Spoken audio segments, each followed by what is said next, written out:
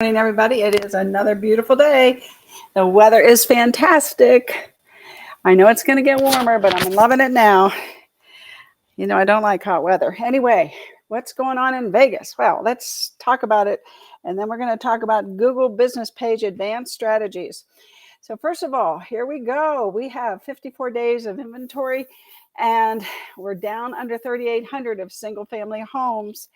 We're down to 3,791 single family available homes, and 22 were just listed yesterday that met the criteria of $425,000 and under, for a total now of single family homes that are active, no contracts, no pendings, nothing like that, 981.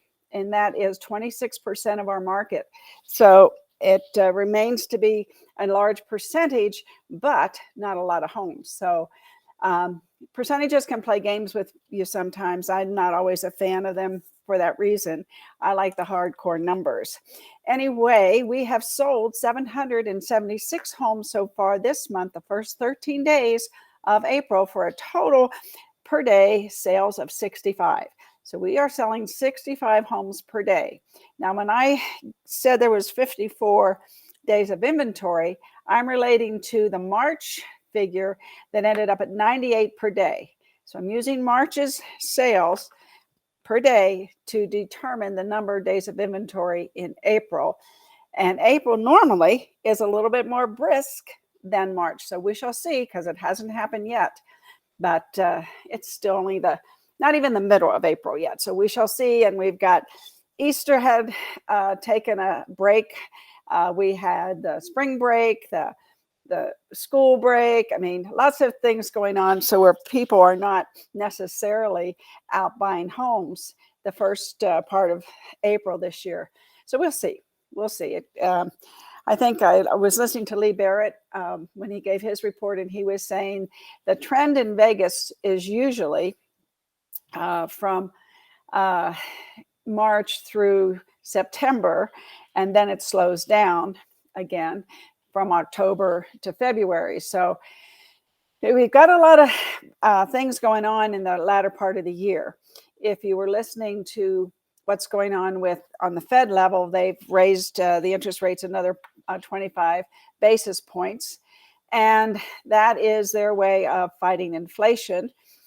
They're saying that inflation could get worse. We could go into a mild recession. Hopefully we don't here in Vegas, but across the country. And they're saying that they see a decrease in sales and pricing in commercial real estate.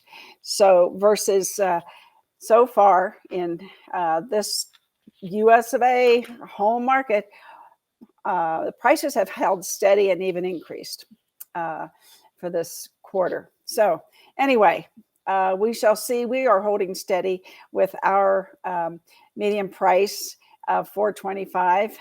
It may go up to $430. We shall see. $430,000. I would predict that it might do that during this, as this sales and buyers continue to go up, and the inventory is holding low. So we shall see. Non-owner occupieds, the people out there buying second homes and investment properties, they're doing that at the rate of 21 a day, which is 26% of the market. So we still have investors coming in to take advantage of our market. Remember, eight people an hour move here, and almost 40% of those are from California, and they are swooping up our rentals pretty quickly. We don't keep them on our market longer than, normally a month, but worst case 45 days, depending on when they go on the market, because there's a particular time of the month when people start looking for the next month or the next month. So, and then it slows down and then comes back up again. So it's kind of you have to know when to put your rentals on the market to get the best activity and get them rented the fastest. And that's not always under our control, of course. Anyway, what else is going on here? $1 million homes, three a day, hangs in there. It was up to 3.22. Now it's down to 3.13, but still it's 3 a day. And we've sold 319 so far this year. and we have 706 available right now, $1 million plus homes, and that's 14% of the market. So our market is all over the place, as we were talking about the other day. Let's bring our chart up here if I can do it kind of quickly. Let me put it over here. I think I've got it here pretty well. Sometimes you just got too much information. Hang on. I should get it before I talk, huh?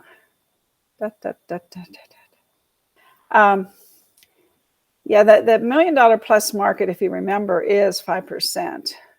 I don't have the larger chart here for you.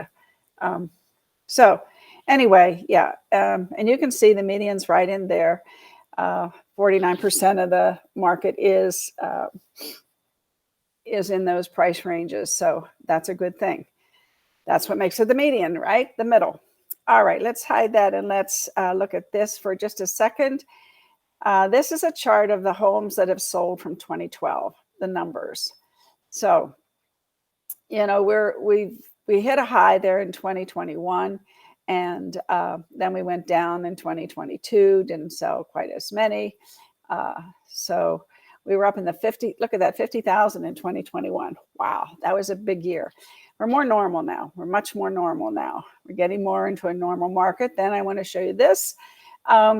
This is the gain based on the median price and based on when people did buy those homes.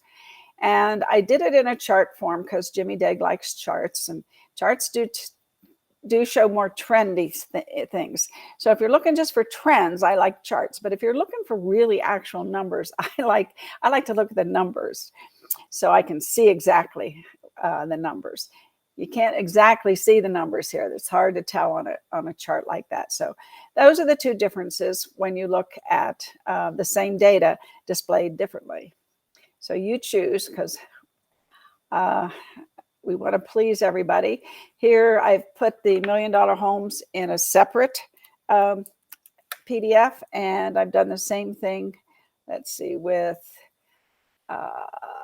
this is the daily market. Let's hide that one. And yeah, that one's a little harder to see. Let me move myself down here. Whoops, move myself down here. Yeah, so I've done this too. This is the daily, the you know, how many high rises, how many condos, single family townhomes. So I've done a separate chart. If you're just focusing in on that, now you can do it without having to fold the paper, right? Okay, and let's see if we have anything else to share that's for today. That I think this one is an interest. This is what I was looking for earlier. Okay, here it is. This is the home sales by price. And again, I did it two ways. You can do it with a chart, or you can do it with the hard numbers. Now, this chart isn't as difficult to read because it actually it doesn't do the bars. It does the actual percentages in that chart. I like that much better. So if you look over here, let's see, 5% is $1 million plus, 1% is 900 to 999. And I told you the other day, you know, there's 4 pillars of listing. Open houses, you can get listings. Your database, you can get listings. Your geo farm, you get listings. And your past clients, you get listings. Those are the 4 pillars. And we all need to be listing, list to last, because in this market, that's what we need. We need to have listings so that, you know, our inventory is up, and so that we're not all fighting so hard for those deals. And you know, there's a lot of things going on this year. It's going to be interesting to see how the year ends up. We've got the Federal Reserve in there playing with the interest rates. You've got the bank situation, which Warren Buffett said, oh, that's no problem, no problem. You got the Fed saying something different, that it is a problem.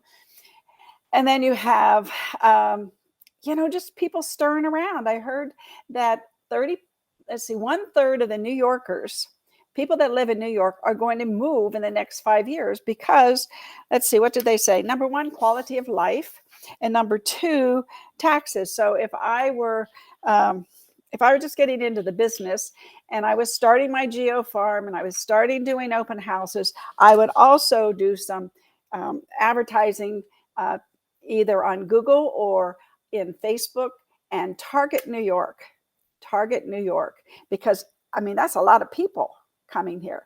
I mean, they said a third of the population, so now I got to go back and figure that out. But it doesn't matter. A third is a lot of people moving, and they call Florida Southern New York because so many people from New York move to Florida. But 4 to 5% of the people that move to Florida end up moving here. So we end up getting a piece of that pie. So there's just a lot of churning going on.